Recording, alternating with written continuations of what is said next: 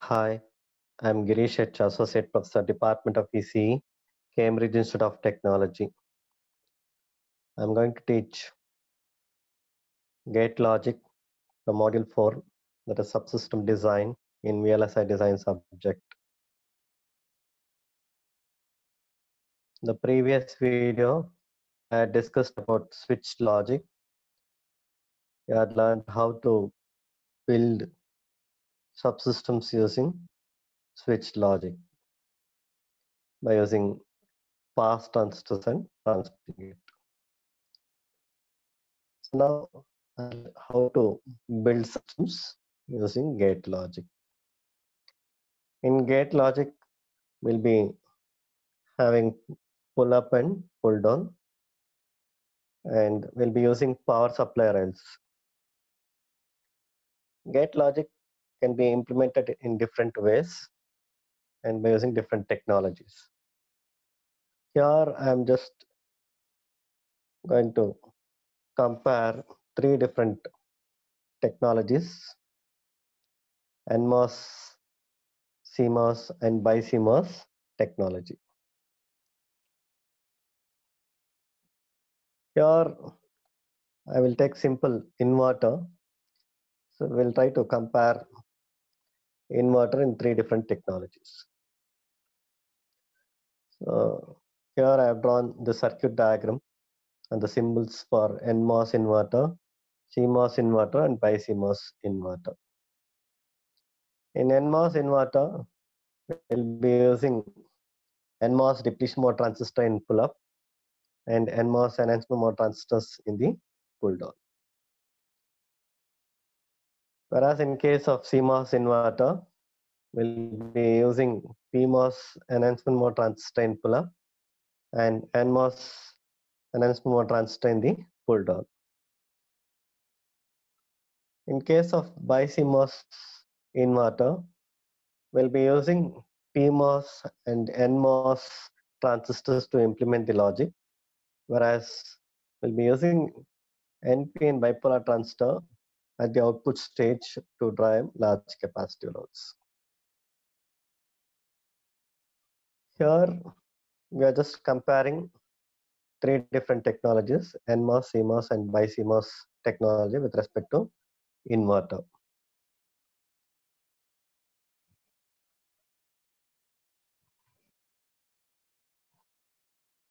In case of NMOS inverter, there will be static power dissipation, whereas in case of CMOS inverter, there won't be any static power dissipation. There will be only dynamic power dissipation. Whereas in case of BiCMOS inverter, there is no static power dissipation, but power consumption and power dissipation will be more in case of BiCMOS inverter.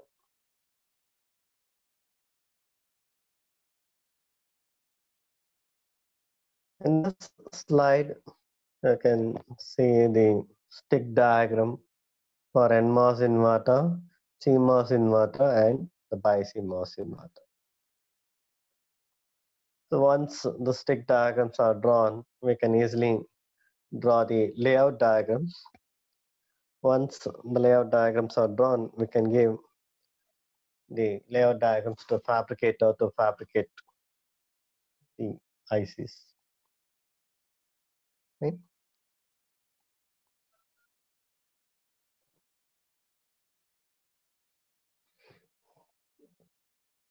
In this slide, we'll try to find the participation in 8:1 NMOS inverter with pull-up ratio 8:1 and pull-down ratio 1:1. You can see the circuit diagram for NMOS inverter. Here in the middle, I've shown the layout of NMOS depletion mode transistor and NMOS enhancement mode transistor. NMOS depletion mode transistor is having a ratio of 8:1. If we multiply by 2 lambda, we'll get 16 lambda by 2 lambda. And for NMOS enhancement mode transistor, the ratio is 1:1. When we multiply by 2 lambda, we'll get 2 lambda by 2 lambda. And now to find the power dissipation in case of 8:1 NMOS inverter, we need to find the channel resistance or the resistance of the pull up and pull down transistors. Initially, we'll find pull up transistor resistance, that is RPO, is equal to ZPO into RS. Whereas ZPO is nothing but the pull up transistor ratio, which is nothing but 8:1. And we know that sheet resistance of NMOS transistor is 10 kilo ohm. When we multiply 10 kilo ohm with respect to 8:1, we'll get 80 kilo ohm. The channel resistance of pull-up transistor is 80 kilo ohm. Similarly, we can find channel resistance of pull-down transistor, which can be called as RPD, that is equal to ZPD into RS. ZPD is nothing but pull-down transistor ratio, which is nothing but 1:1, which is multiplied by sheet resistance of NMOS transistor is equal to 10K. We'll get RPD is equal to 10K. Therefore, the total resistance will be equal to RPU plus RPD, which is equal to 80K plus 10K, that is 90K. So we found the total resistance of NMOS inverter. Now we'll find power dissipation in NMOS inverter. The power dissipation can be found by using this formula, that is V square divided by RPU plus RPD. V square is nothing but VDD square divided by total resistance is RPU plus RPD. If VDD is 5 volts, we'll get pi square divided by 90K, which is equal to 0.28 milliwatt. The total static power dissipation in 8:1 NMOS inverter was 0.28 milliwatt. And the input capacitance was equal to 1 square Cg for 1:1 ratio transistor, that is for 2 lambda by 2 lambda transistor. So we can find power dissipation in 8:1 NMOS inverter. In the same way, we can find the power dissipation in 8:1 NMOS inverter with pull-up ratio 4:1 and the pull-down ratio 1:2. This is an alternative 8:1 NMOS inverter. If pull-down transistor ratio is 4:1, when we multiply by 2 lambda, we'll get 8 lambda is to 2 lambda. That much layout will be required for NMOS depletion mode transistor. And the pull-down transistor ratio is 1:2. When we multiply by 2 lambda, we'll get 2 lambda is to 4 lambda. Now we'll find pull-up transistor resistance and pull-down transistor resistance. Pull-up transistor resistance can be found by using this formula, that is RPU is equal to ZPU into RS, which is equal to 40 kilo ohm. Because pull-up transistor ratio is 4:1 and the sheet resistance is 10K, we'll get 40 kilo ohm. Similarly, we'll find pull-down transistor resistance, that is given by RPD is equal to ZPD into RS. ZPD is nothing but pull-down transistor ratio, which is equal to 1:2 which is multiplied by 10K, we'll get 5 kilo ohm.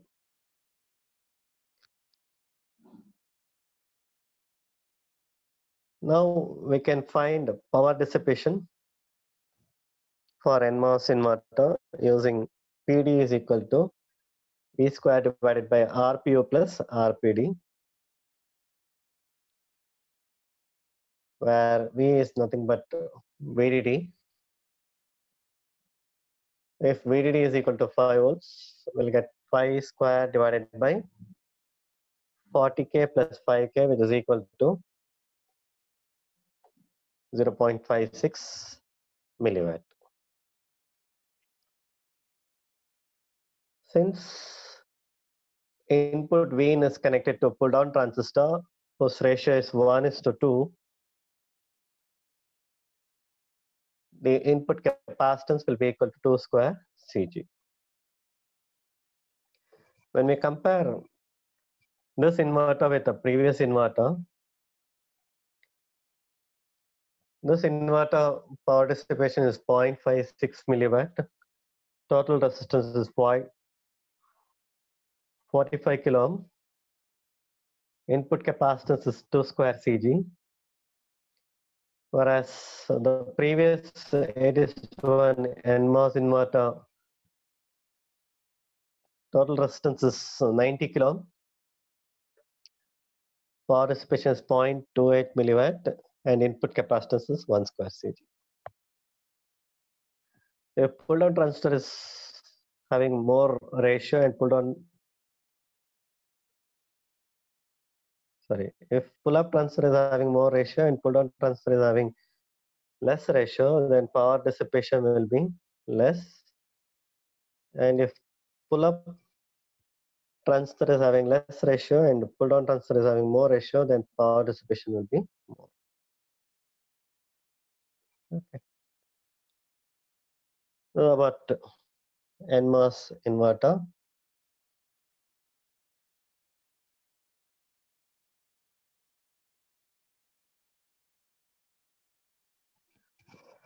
In this slide, I'm going to discuss about NAND gate. Here I am trying to compare 3 different technologies: NMOS, CMOS, and BiCMOS technologies. I have shown how to draw the circuit diagram for NMOS 2-input NAND gate, CMOS 2-input NAND gate, and BiCMOS 2-input NAND gate. And we have drawn the logic symbols as well as the stick diagrams for NMOS NAND, CMOS NAND, and BiCMOS NAND.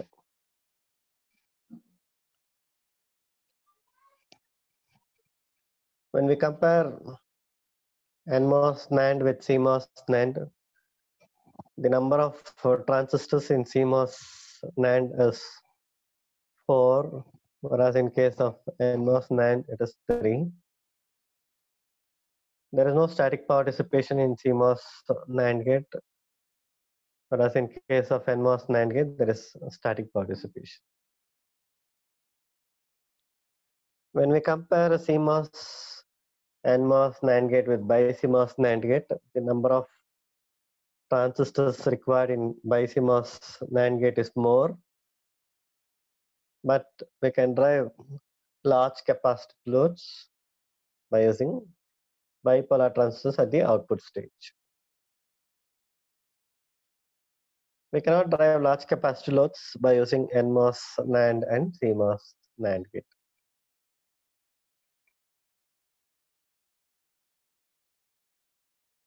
When we compare NMOS NAND gate with NMOS inverter, one extra transistor is connected in series. If we have product terms,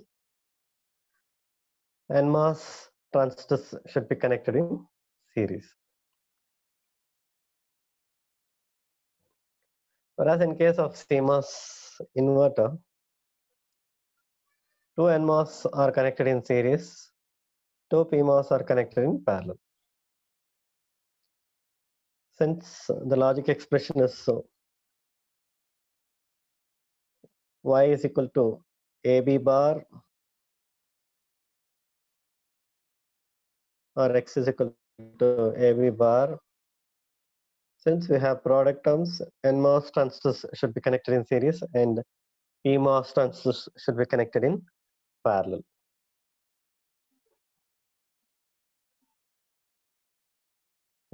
Here in this, you can see the circuit diagram, logic symbols, and the stack diagrams for NMOS 9, CMOS 9, and BiCMOS 9.